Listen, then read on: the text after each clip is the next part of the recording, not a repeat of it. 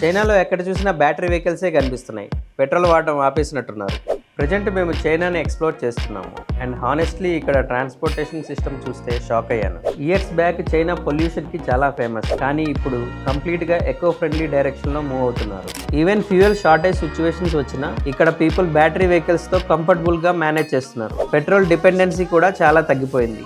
And వీళ్ళు ఎంత అడ్వాన్స్గా ఉన్నారంటే మన ఇండియాలో ఎంఐ మొబైల్స్ యూజ్ చేస్తాం, కానీ ఇక్కడ ఎంఐ కార్స్ కూడా వాడుతున్నారు. ఓషన్ సిటీ ఇది కంప్లీట్ ఫర్నిచర్ మార్కెట్. అలా ఎక్స్ప్లోర్ చేసుకుంటూ వెళ్తూ ఉంటే ఇక్కడ చాలా టైప్స్ ఆఫ్ బ్యాటరీ వెహికల్స్ కనిపించాయి. ఇండియాలో మనం బ్యాటరీ వెహికల్ కొనాలంటే మినిమం 1 lakh పెట్టాలి, బట్ చైనాలో ఈవీ వెహికల్స్ చాలా అఫోర్డబుల్. ఇక్కడే గవర్నమెంట్ సబ్సిడీ ఇచ్చి మరీ ఈ బ్యాటరీ వెహికల్స్ యూజ్ చేయమని చెప్తుంది. అలా చేయడం వల్ల చైనాలో పొల్యూషన్ లేదు. బై ద వే ఇప్పుడు మీరు చూస్తున్న ఈ వెహికల్ ప్రైజెస్ అన్ని చైనీస్ కరెన్సీలో ఉంది.